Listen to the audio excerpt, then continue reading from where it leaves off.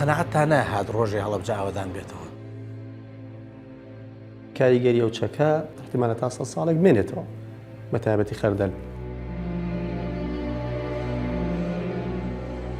لە نەودۆ لێرە نمونە ئەبرێت و تا ئێستا هیچ وەڵامێک نییە. دکتۆرەکە پێیوتم ئەم مناڵەیەوە بەهۆی ئەو کیمیایەوە بۆ تەسیری لێ کردووە.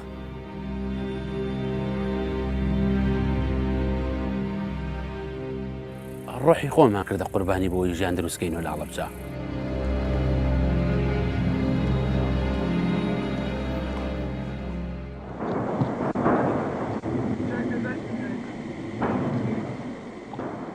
لە کۆتایی جەنگی ئێران عێراقدا ساڵی 1970 ڕژێمی باسی عێراقی بە چەکی کیمیایی خەردەل و سیانید بۆمبارانی شارۆچکەی هەڵەبجە و گوندەکانی دەوروبەری کرد.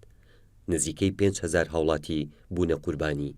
بریندارەکان و ئەوانش کە ڕزگاریان بوو بەرەو ئێران و هەندێکیشیان بەرەو شارەکانی عێراق هەڵهاتن. تەواوی ئەو شارە و گوندەکانی دەوروبەری خاپوور کران.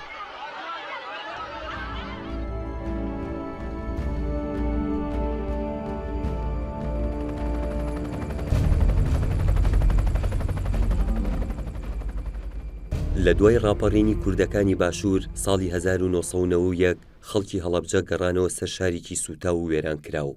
لە کاتێکدا تەنها 3 ساڵ تێپەڕی بوو بەسەر کیمیا بارانکردنی ئەو ناوچەیەدا. دەستپێکی ڕاپەڕینیشان هەندێک ناوچە ئازاد نەکرابوو گەڕانەوە بۆ هەڵەبجە. 3 ساڵی پێچ و گەڕێنەوە بۆ هەڵەبجە شەید. لە 92 گەڕێنەوە بۆ هەڵەبجە. کاتی عفاتەکە گەڕێنەوە هەرێکە بۆ وڵاتی خۆی هەرێکە بۆ مەملەکەتی خۆی. ئێمە ژاتینەوە بۆ هەڵەبجە وێران بوو.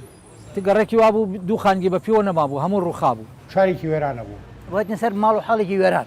خاک و ئاو هەموو شتەکان تێکەڵ بووبوون بەسەرێکا. بەسەر ئەم شەقامە گشتیا بەسەر ئەم جادە گشتیا ڕۆشتینەوە بۆ بامەک. ڕێگە نەبوو سیارەکەمان دەرچێ بە ناڕەحات دەرچین ڕۆشتینەوە بە لادێکەی خۆمان. ئەو کاتەی دانیشتوانەکەی گەڕانەوە هەڵەبجە لە کاریگەری ترسناکی ئەو گازانە پاک نەبوو بۆ دروستکردنەوەی ژیان لەو شارەدا ئاستەم بوو. بەڵام بە هەوڵی خەڵکەکەی توانیان بەشێک لە ماڵەکانیان ئاوەدان بکەنەوە و هەر لەو شوێنە ژیان دەست پێ بکەنەوە. هاتینەوە بەلای کەلاوەکە خۆمان پاکی بکەین و ژیانی تیابین لەسەر. دەستماکۆرە ژیانێکی تری تازە و خانگا هەمتە ڕاستکەرەوە ئاوەدانی کەرەوە هەمتە ماڵ دروستکەرەوە. دار و پەردویان لکاندبوو بەیەکەوە لەو حیان خستبوویە سەر بلۆک بەو شێوازە عنی شوێنێکی وێرانەتە بینی. خۆمان بە ئازایەتی خۆمان توانێمان هەنێ خاون و دروستکرد بۆ خۆمان تایە بژین. ژێرزەمینەکانی ئەم شارە بۆنی مردووی لێ مردووی تایە. بەڵام چونکە هەر وڵاتی خۆی بوو شوێنی خۆی بوو جێگەی خۆی بوو دڵی پێی خۆش بوو گەڕێتەوە بۆ ئێرە لێرە ژیان بەسەر بەرێت. نزیکەی 30 ساڵ بەسەر ئەو ڕووداوەدا تێدەپەڕێت تاوەکو ئێستاش خەڵکی شارەکە و تەنانەت شارەزایانیش دڵنیانین لە پاکبوونەوەی ژینگەی ناوچەکەیان.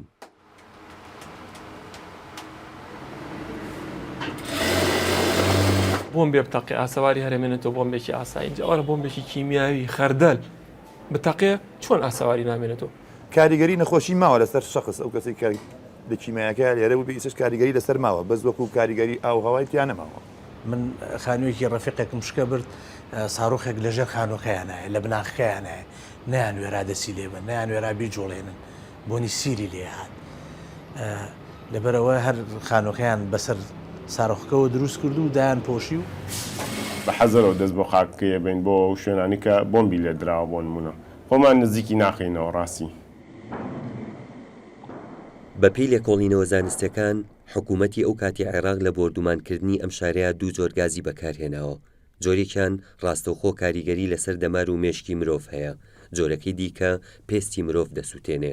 هەرچەندە ئەمانجی سەرەکی بەحسیەکان لەم کارەدا کۆمەڵکوژی بوو بەرامبەر مرۆڤ، بەڵام ئەو گازانە کاریگەری دیکەیان لەسەر ژینگە و پەلەوەر و خاک و ئاو دەبێت. ئەو کاریگەریانەش پێدەچێت بەدایان ساڵ لەو شوێنەدا بمێنێتەوە.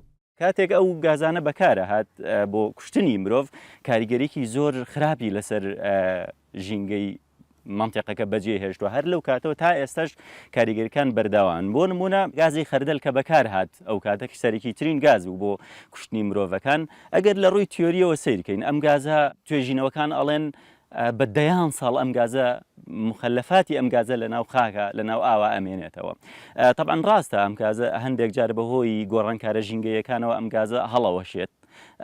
چۆنەڵی شیبوونەوەی ئاوی بە مستەڵەح زانستێکی بەسرایەت، بەڵام ئەم شیبووناوی دیسان هەندێک پرۆدەکت، هەندێک شتی تر، هەندێک ئاوێتەی تر بەرهەمێنێ، ئەوانیش هەندێک جار بە جۆرێک لە جۆرەکان تەسیرات لەسەر ژینگە بەجێهێڵن.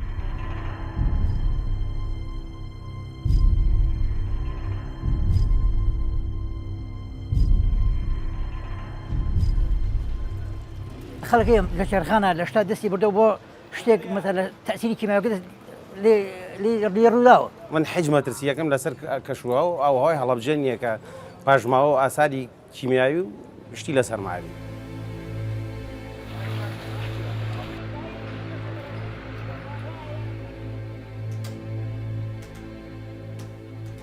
دکتۆر کارزان کە خەڵکی هەڵەبجەیە خاوەنی بڕوانامەی دکتۆرایە لە بواری ژینگە و پیسبوون.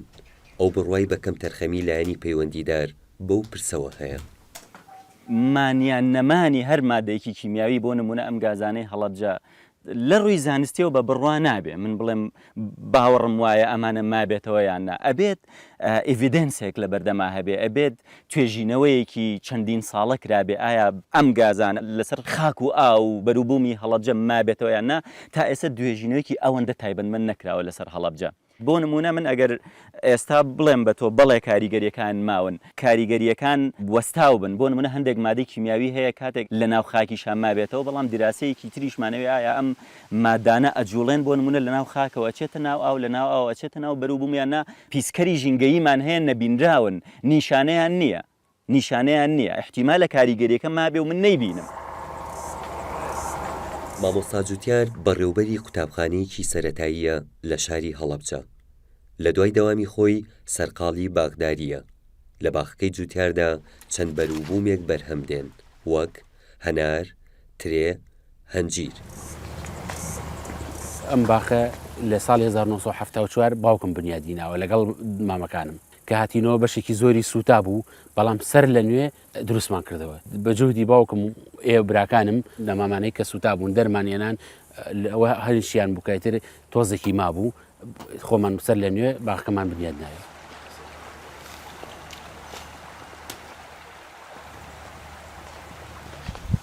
خۆی هەر لە خۆی دروستکردنەوەی باخەکە بۆ پاکردنەوەی ژینگەشە.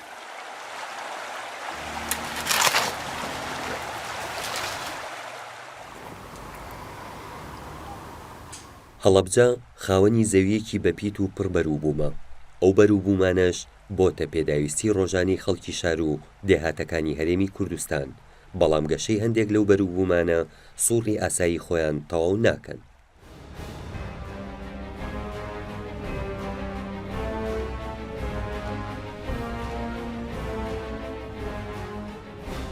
بگەڕێ بە ناو درەختەکانە نەخۆشی دیارە بە درەختەوە، هەنارمان ئەگەنێت لە سا هەشتای ئەم باخانەی باوکۆچەک و چاو گوڵان کە ئەی بینیت هەنارەکانیان نەخۆشە. هەنجی گەڵای هەنجیرەکان هەمووی خەزانەکات. بە بۆچوونی خۆم بەڵێ کاریگەری کیمیایی لەسەر هەڵەبجە هەبووە و چەندنەوەی کەش احتیمالی هەر بمێنێت. بەکارهێنانی ئەم گازانە کاریگەری ڕاستەوخۆی لەسەر پیسبوونی خاک هەیە. لەبەر ئەوەی هەر مادەیەکی کیمیایی بەکارێت تەڕەسوبی ئەم مادەیەکەوێتە سەر خاک، کە گەشتە سەر خاکیش ئەم مادانە مادە کیمیاویانە بە چەندەها ساڵ ئەمێننەوە. مەرج نییە ئەو کاتە ڕاستەوخۆ ئەم گازە بەکارهاتوێت و کەوت بێتە ناوەوە. احتیمالە ئەم گازە ئەسڵەن بەرکانی نەکەوت بێ، بەڵام بەهۆی گۆڕانکارە ژینگەیەکانەوە ئەم گازە کە لە ناو ئەم خاکە هەیە ڕائەماڵێت دەچێتە ناو ئاو، لەمەش پیسبوونی ئاوی لێ ئەکەوێتەوە. مانەوەی گازەکان دوای 20 ساڵ کاریگەریەکانی لەسەر کۆمەڵێک کرێکاری شارەوانی هەڵەبجە بە دەرکەوت. کاتێک ئەو کرێکارانە خەریکی هەڵدانەوەی گۆڕێکی بە کۆمەڵ بوون لە ناوچەی قلیجی سەر بەو شارە. حەوت لەو کەسانە دەبنە قوربانی. کامیل حەمەسابیر یەکێکە لە بەرکەوتوانی ئەو ڕووداوە. جماعتی نیژدەی سلێمانی کە هاتنە هەڵەبجە وتیان گۆڕێکی بە کۆمەڵەیە لە بەینی قلیج عەنەبایە. ئەوە 7 نەفەری هەڵەبجە و 7 سلێمانی شوێ لەگەڵمانە بێت. تر هەستان کە ڕۆشنە قلیج تەماشاکەن گۆڕەکە زۆرە کە هەرمانە تەماشاکەن 36 جەنازەیە.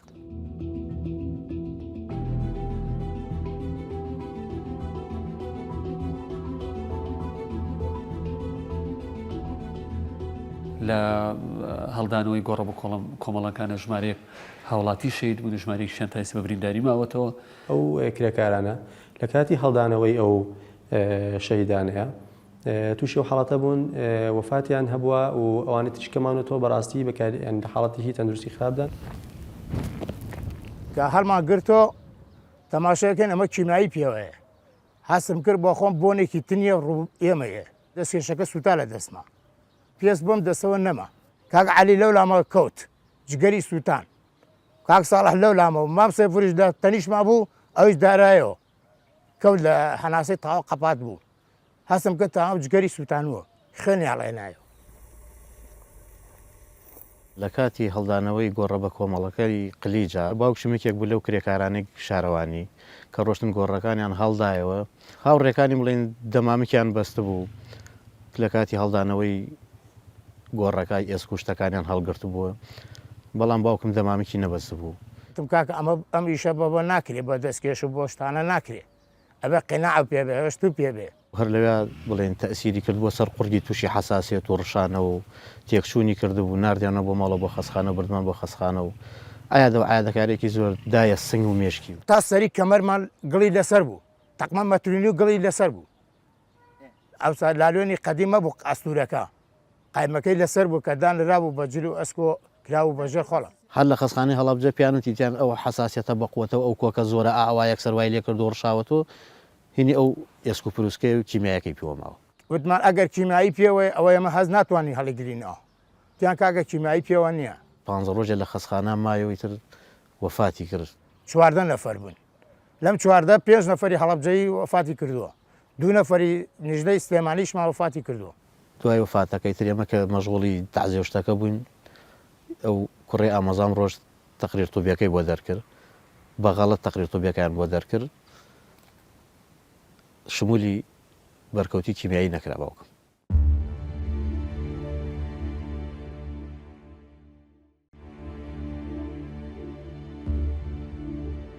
ئەمە کاریگەری مانەوەی ژینگەیی نییە ئەمە بەرکەوتنی ڕاستەوخۆیە دەستی ڕاستەوخۆ بەرغازەکە کەوتووە برینداری کردووە ئەمە جیاوازی زۆرە لەوەی ئایا کە مخەلەفاتی ئەم گازە لە ناو خاک و ئاوی هەڵەبجە مابێتەوە.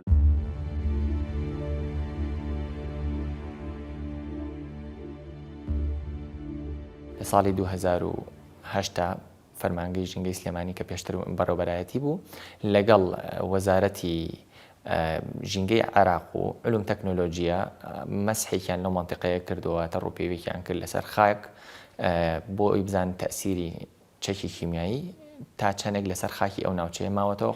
حکومت ئەگەر بتوانێت ئەم ئیشە بکات تەنها بۆ دڵنیابوونەوەی خەڵکاکوور زۆر گرنگە تۆ لێرە هاوڵاتیانی ئەم شارە دڵنیاکەیتەوە بڵێ نەخێر هەڵەبجە بە هیچ شێوەیەک ئەسەواری کیمیاوەکەی لەسەر نەماوە ئەمەش دلیلێکی مستەمسەک توێژینەوەی کە کۆمەڵێک پسپۆڕی باش لە کوردستان کردویانە. ئەم گازانەی کە بەکار هاتوون وەزارەتی ژینگە عێراقی تێستیان کردوون کە بۆیان دەرکەوتووە لە خاکی هەڵەبجە ئەوەنە زۆر نەبووە بێتە هۆی پیس بوو چونکە ئەگەر خاک پیس بێت ڕاستەخۆ ئەو کشتتوکاڵێکە لە سەریەکرێت پیس ئەبێت بە هەمان شێوەش ئەو ئاوەی بەسەری ئاڕاتیان ئەو ئاوەی پیاە تێ ئەپەڕێت و ئەبێ بە ئاوی ژێرزەوی بە هەمان شێوە پیس ئەبێت لە ئەنجامی مەترسیداری ئەم شتانە هەستاون بەم ڕووپێویە بەڵام بۆیان دەرکەوتەوە تەنها پیبی زیاتر بووە فەرمانگەی ژینگەی سلێمانیش بەسەر بەخۆ ئێمە هەوڵمان ناوە لە سەر ئاوی مەنتیقەی سیروان و سازان و ئەو ناوچانە سامپڵمان وەرگرت و تێستمان کردەوە گەشتمێتەوە دەرەنجامێت تەنها ئاسن زیاد بوو کە ئاسن مەترسێکی ئەوتۆی نییە ئەم زیادبوونی ئاسنش پەیوەندی نییە بە چەکی کیمیایی. من هەندێک خاک بنێرم بۆ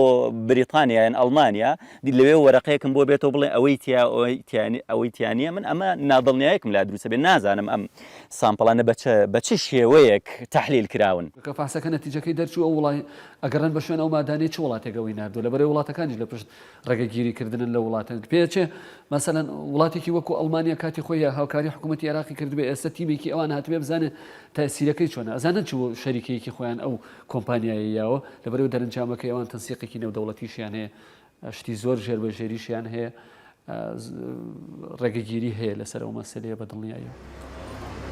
خەڵکی هەڵەبجە باز لە زیادبوونی نەخۆشیەکان دەکەن بە شێوەیەکی زۆر لە چاوەڕابردوودا هەندێکیشیان ئەنجامی ئەو زیادبوونە دەبەستنەوە بە ژینگەکەیانەوە.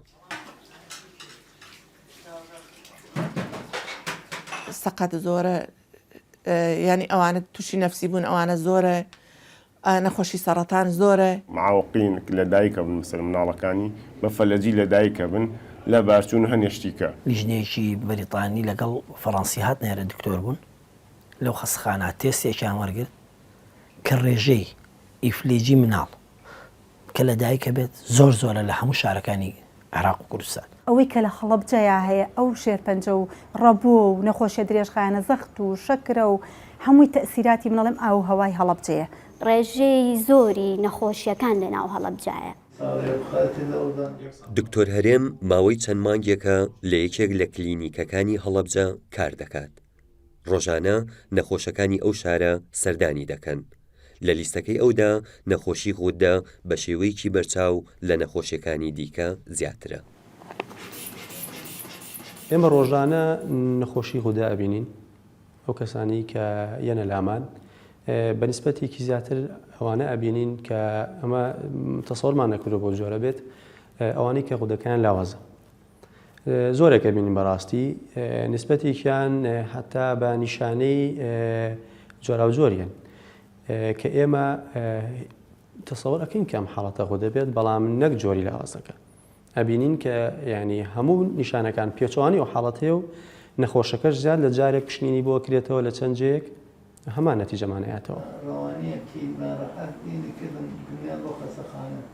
بە نسبەتی ئەو نەخۆشانی کە ئەیبینی زۆر جار نسبەتەکە یەجگار زۆریش نییە کە ئێمە حاڵەتانی تیابینین جارەیە لەوانەیە هەژ نەخۆش ببینی نەخۆشێک دوانی ئەو کێشەیان هەیە و هەنێک کەسی ترمانێ ئەوانی نەخۆشی شەکرەیان هەیە ئێمە لە باڵین بەدەدەچوونی ئەم نەخۆشانەیە فاسێکمانەیە پێی ئەوترێت فاسی شەکری سێمانی بۆیان ئەکەینەوە بۆی بزانین تا چەندێک شەکرەکە تەنزیم بووە چونکە عیلاجەکانیان بۆ ئەگۆڕین ئەوەی کە بینیمانە هەنێ نەخۆش ناڵم هەمویان بەڕاستی بە شێوەیەکی زۆر وازەح کە ئیبینین فەحسەکە زۆر زۆر نزمە لەگەڵ ئەوەی کە من ئاگاداری نەخۆشەکەم هەموو ڕۆژێک ئەو فەحسانی کە کردوێتی بەیانیان و ئێواران زۆر بەرز بووە بەڵام فەحسە سێمانگەکەی زۆر نزم دەرچووە لە یەکێ لەو توێژینەوانی کە کراوە هەرچەنە عادەدی نەخۆشەکان زۆر نەبووە لە دەرەوەی کوردستان کراوە لەسەر هەنێ نەخۆشی هەڵەبجە بینراوە کە حاڵەتێکی تایبەت هەیە لە هیمۆگلۆبینی ئەو کەسانەیە هەتا ناویان بۆ داناوە بە ناوی HB عێراق هەڵەبجە.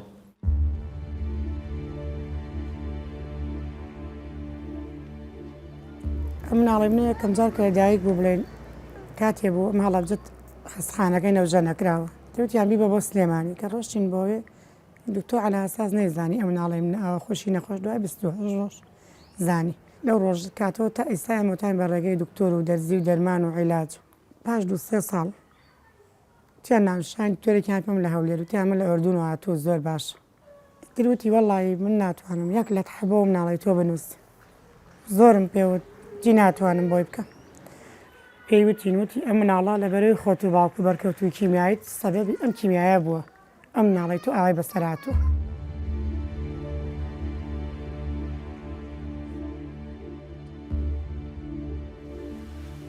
ئێمە هەردووکمان لەم شارە بووین بەڵام ئەو کاتە بڵین زەواجمان نەکرد بوو دوای کیمیاویەکە هاتوینەوە زەواجمان کردو ئەمەش مناڵەکەمان بەس تا ئێستا هیچ دکتۆرێکیش نەتیجێ نایەوەتە دەستمان بڵێ مە هۆکاری کیمیاویەکە بوو یا بەهۆی ئەوە وای لێ هاتووی.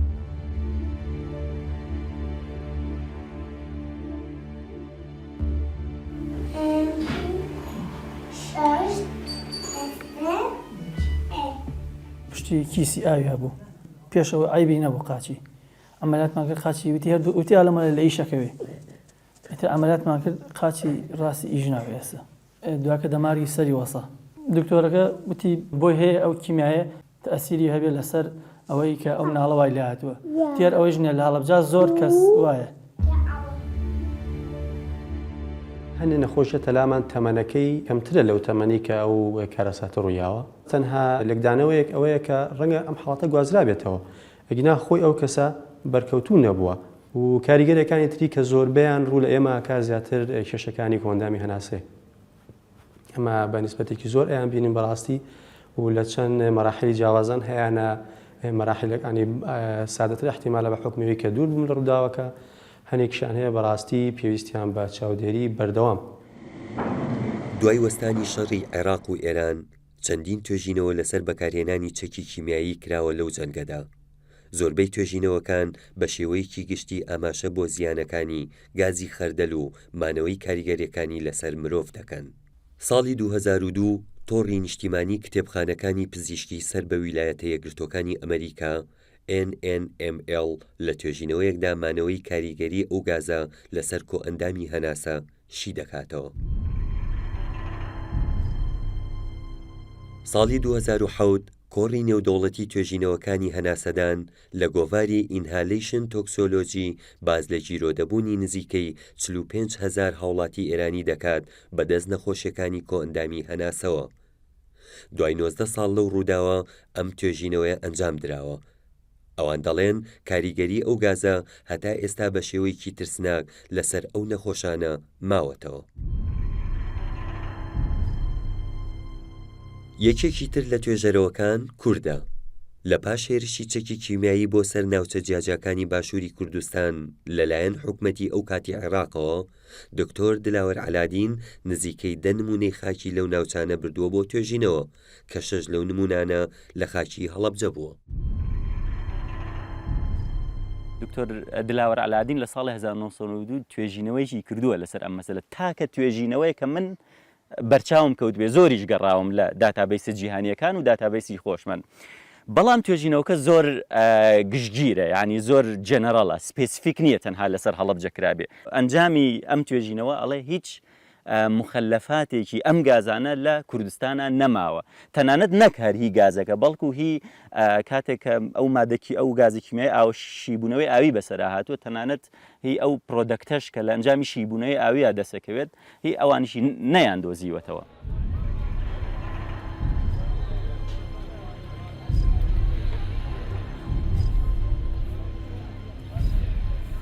ئەو هەموو بجە لە بەردەستا بوو، ئەو هەموو توانایە هەبوو، ئەتوانرا لیژنەیەکی وها بێنرێت لە وڵاتانەوە، تێستێکی وا بکەن بە مەزبوطی بۆی خەڵکەکە دڵنیا بێتەوە. دڵنیاتەکەم بۆ تاوەکەسە خەڵکی هەڵەبجەش دوو دڵی ئەژین لە شارەکەیانە.